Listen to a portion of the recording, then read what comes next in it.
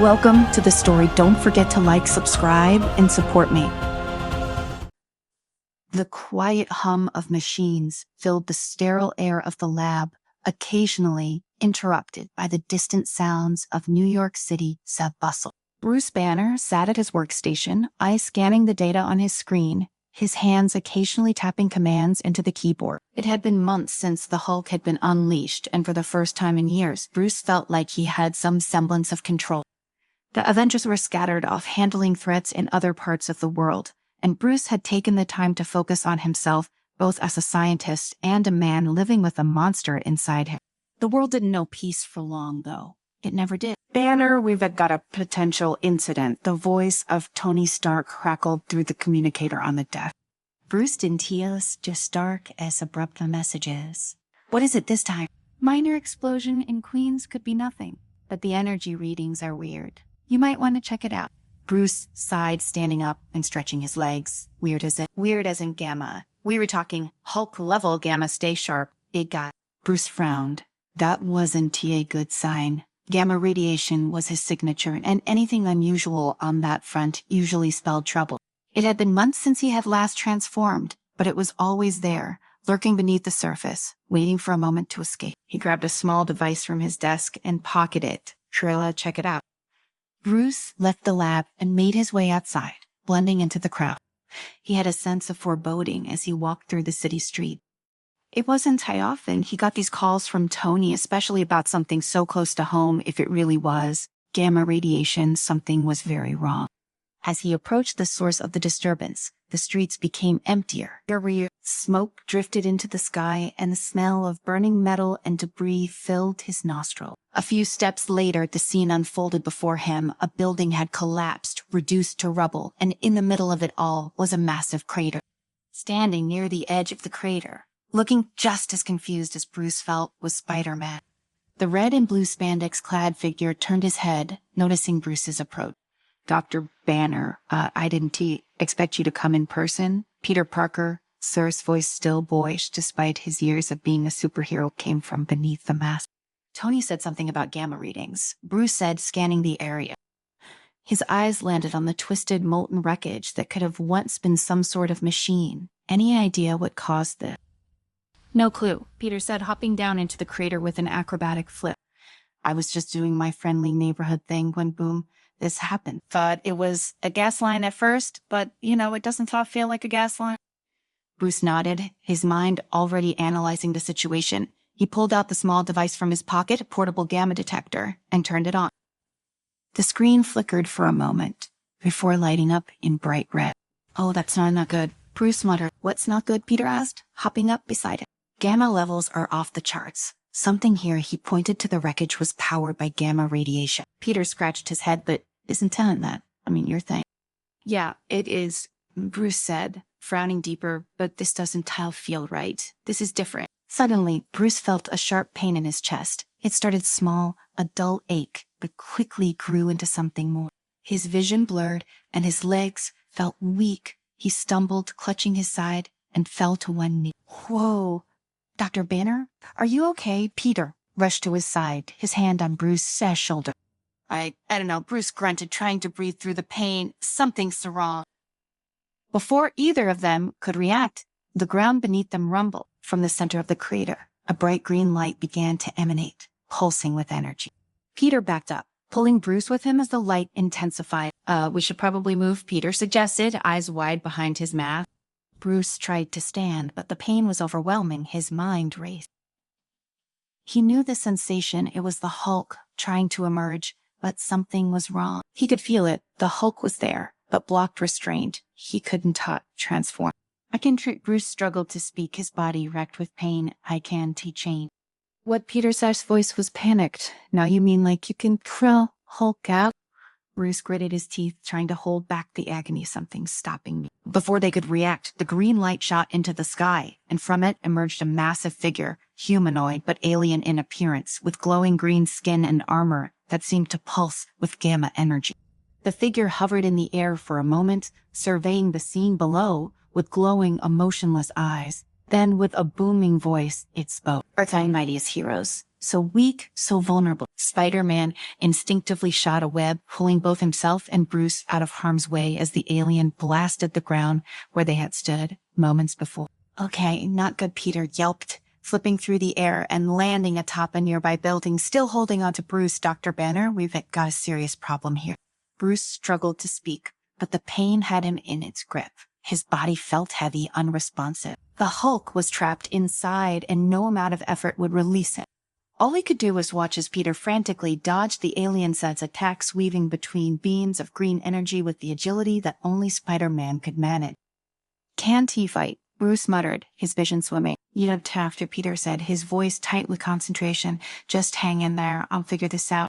Bruce could only nod weakly as Spider-Man swung into action, darting across the battlefield. The alien, clearly frustrated by Peter's speed, unleashed a barrage of energy blasts, but Spider-Man was too quick. He leaped and twisted through the air, firing webbing to distract and confuse the invader. But it was clear to Bruce that this was a fight Peter couldn't win alone. With every passing second, Bruce felt the world slipping away. The pain in his chest intensified and his heart pounded erratically. He could feel the gamma radiation swirling around him, but it was out of his control. His body was failing him. Just when it seemed like Peter was running out of options, a sudden explosion rocked the ground. The alien faltered, its glowing eyes flickering for a moment. From the distance, a familiar voice called out, "Need a hand, webhead." It was Tony Stark flying in on his Iron Man suit, blasting the alien with repulsor beam. The alien staggered, but didn't fall, instead turning its attention to the new threat. "About time," Peter shouted, flipping to safety as Tony engaged the alien in a high-speed aerial battle. Bruce barely registered what was happening anymore. His world had become a blur of pain and confusion. He could hear the sounds of battle, the explosions, the energy beams, but it all felt distant, as if happening to someone else. Then, suddenly, everything went black. Bruce awoke in a dimly lit room, the sterile smell of antiseptic filling his nose. He blinked, trying to clear the fog from his mind, and slowly sat up. His body ached, but the sharp pain in his chest had subsided. "You read awake," a familiar voice said. Bruce turned to see Peter sitting beside the bed, his mask off, his face showing signs of exhaustion. "What happened?" Bruce asked, his voice hoarse. "We brought you back here," Peter explained, gesturing around. They were in one of Tony's secure facilities, hidden from the public eye. "After you passed out, Iron Man held off the alien long enough for us to retreat, but it's still out there and you still can train." Bruce frowned, the weight of Peter's words settling in. He had always feared this day would come, the day when the Hulk wouldn't be there to save him, to protect the world. But now that it had arrived, he didn't know how to handle it. "I can feel them," Bruce said quietly. "He's so there, but it's like they're so all. I can't break through." Peter nodded, his brow furrowed. "We need to figure this out. Banner, that alien, it's not just here for fun. It's looking for you. It knows about the Hulk, and it's not going to stop until it gets what it wants." Bruce closed his eyes, leaning back against the pillow. "We don't even know what it is." "We know it's bad news," Peter said, grimly. "And if you don't get your powers back soon, we were in serious trouble." They sat in silence for a moment, the gravity of the situation sinking in. "I might know, boy," Bruce said, slowly opening his eyes. "There's something from ancient times, a relic. The heart of the giant. You just said to hold the power to restore beings like me. The legend says it can reunite lost strength, but it's dangerous, Peter. It's not something I've ever considered before." Peter sat up straighter, sensing the importance in Bruce's words. "Dangerous how?" Bruce took a deep breath, wincing slightly as his body still ached from the earlier incident. It sensed that the heart of the giant can not only restore power, but amplify it.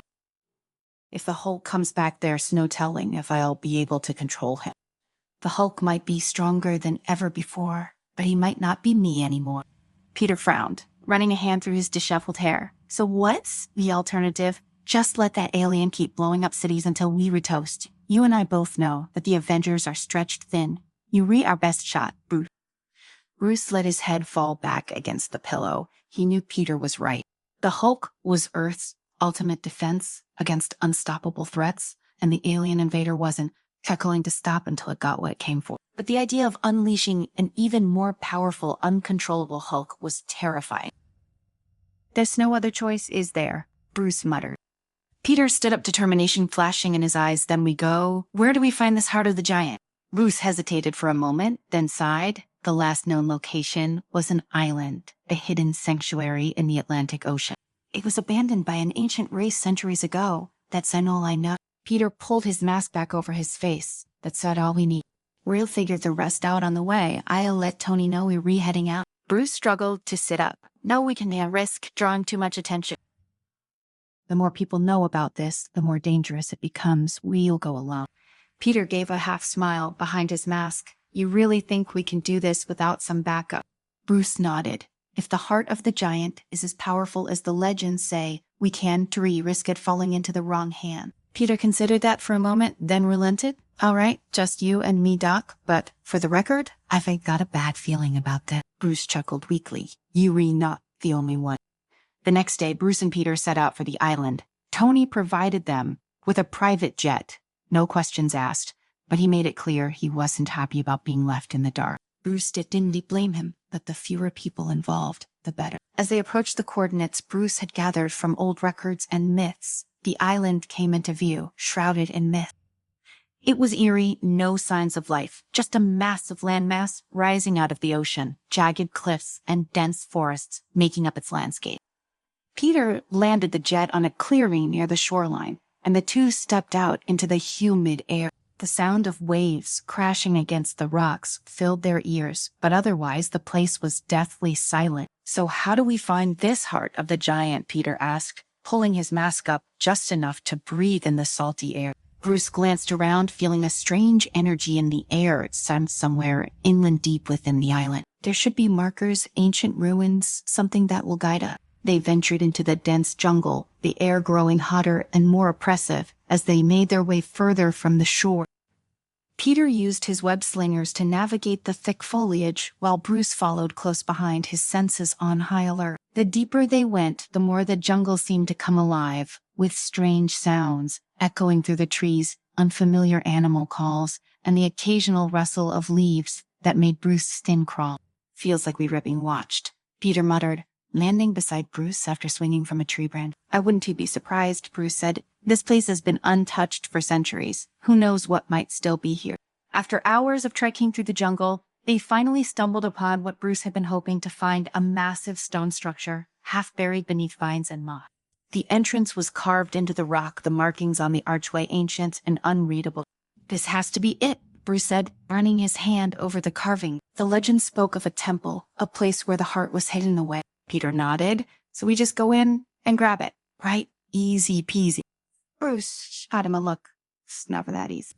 The two entered the temple, the air growing cooler as they descended into the dark, narrow passageway. The walls were lined with more ancient symbols, some glowing faintly with an otherworldly light. The deeper they went, the more oppressive the atmosphere became, as if the temple itself was alive, watching their every move. They finally reached a large chamber, and at the center stood a pedestal, upon which sat a glowing stone pulsating with an energy that made the air around it vibrate. The heart of the giant, Bruce whispered, his eyes fixed on the artifact. He could feel the power radiating from it, and it made his skin tingle with both anticipation and dread. Peter approached it, cautiously eyeing the stone with suspicion. It's just sitting there. That's not a trap at all, right? Bruce shook his head. Don't touch it yet. There. Something we need to... Before Bruce could finish his sentence, the floor beneath them rumbled, and the walls of the chamber began to shift. Massive stone statues lining the perimeter suddenly came to life, their eyes glowing the same eerie green as the heart. I think we triggered something, Peter shouted, jumping back as one of the statues swung a massive stone fist in his direction. Bruce's heart pounded in his chest. The guardians of the heart, beings of ancient power, designed to protect the relic from anyone who sought to claim it. They had to get out, but they couldn't leave without the heart. Get the heart, Bruce shouted over the roar of the moving statues. We don't still have much time. Peter darted forward, his reflexes quick as ever, dodging the swinging fists of the stone guardian. He reached the pedestal and grabbed the glowing stone, immediately feeling the surge of energy coursing through it. The moment Peter touched the heart, the guardians froze, their glowing eyes dimming as they returned to their original positions. The rumbling ceased, and the chamber grew silent once more. Peter stood there, holding the heart in his hands, looking down at it with a mixture of awe and fear. This thing, it's stern and powerful, Dr. Banner. Bruce nodded, his gaze fixed on the stone. Let's hope it's enough to help me transform again. They made their way back out of the temple, the weight of their discovery heavy in the air. The island seemed even more ominous now, as if it knew they were leaving with something they shouldn't have taken. Back on the jet, Bruce examined the heart, feeling the energy pulsing through it. He could already feel it drawing out the gamma radiation within him, but it was wild, untamed. He would need to be careful. As they flew back toward New York, Bruce felt a sense of unease growing within him. The heart could restore his power, but at what cost? Would he still be in control, or would the Hulk take over completely? The uncertainty gnawed at him, but there was no turning back now. When they arrived back at Tony's facility, they were greeted by grim news. The alien invader, Craxion, had ramped up its attacks, leveling entire cities in its search for Bruce. The world was on the brink of collapse, and time was running out. We have no choice, Bruce said, standing in front of the heart, feeling its energy surging through him. I have to use it. Peter stood by, watching nervously. Are you sure about this? What if it, doesn't go the way we want? Bruce took a deep breath, his heart pounding. We don't have any other options. I need to stop Craxion. With that, Bruce placed his hands on the heart, feeling its raw power coursing through him. The sensation was overwhelming, like nothing he had ever felt before. It was as if the Hulk was being ripped out of him, forced to the surface in a way that was both exhilarating and terrifying. His body convulsed, muscles bulging and skin turning green. The Hulk emerged, but something was different. He felt stronger, more powerful, and yet something was wrong. The Hulk let out a roar, his eyes glowing with a green fury that matched the energy of the heart. Peter took a step back, his hands raised defensively. Dr. Banner, Peter called out, his voice uncertain. Is that still you? The Hulk turned to Peter, his massive chest heaving with every breath. For a moment, there was silence, as if the two sides of Bruce Banner, the man and the monster, were warring within him. Then, slowly, the Hulk nodded. It's me, he rumbled, his voice deeper and more menacing than before, but with a trace of Bruce's sham intellect. But I am stronger now. Peter let out a breath. He realize he'd been holding. Okay, good. That's good. But even as the Hulk spoke, Bruce could feel the instability within him. The heart had given him back his strength, but it had also amplified his rage. He could control it for now, but how long would that last? There's no time to waste, the Hulk growled. We need to stop Craxion before it's too late. With newfound strength and purpose, the Hulk and Spider-Man prepared for the final battle, knowing that the fate of the world rested on their shoulders and on Bruce's ability to keep the monster inside him at bay.